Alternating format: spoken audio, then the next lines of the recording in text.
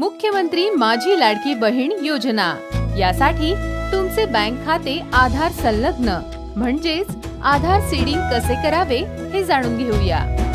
सुरुवातीला तुमचे बँक खाते आधार क्रमांक संलग्न म्हणजेच सीडिंग झालेले आहे किंवा नाही हे कसे तपासावे याविषयी माहिती पाहूयात।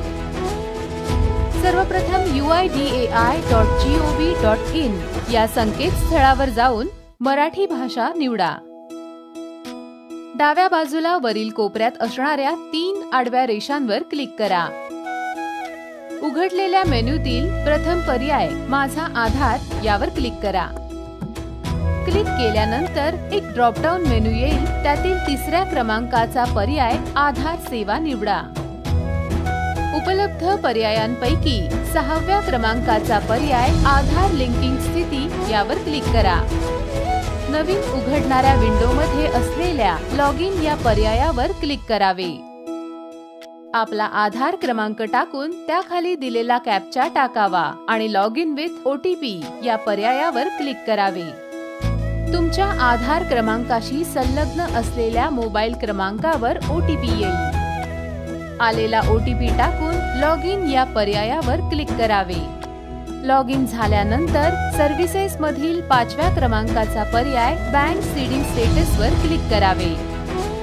आपले बँक खाते आधार संलग्न म्हणजेच आधार सीडिंग केलेले असेल तर बँक सीडिंग स्टेटस ऍक्टिव्ह असे दाखवते।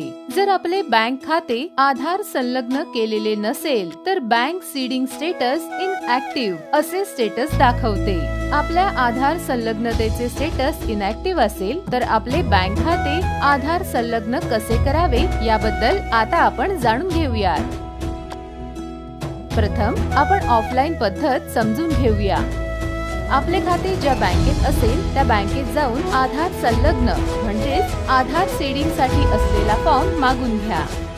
त्या फॉर्म मध्ये विचारलेली माहिती भरून त्यावर तुमची स्वाक्षरी करा।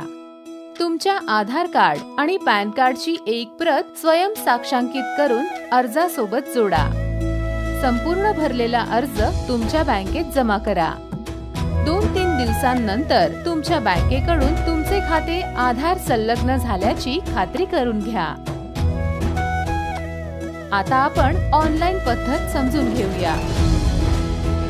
काही बँकांकडे ऑनलाईन आधार संलग्नतेची सुविधा उपलब्ध आहे, त्यामुळे आपण आपल्या बँकेशी संपर्क साधून आपल्या बँकेत ऑनलाईन पद्धतीने आधार संलग्नतेची सुविधा उपलब्ध आहे का हे तपासून घ्या।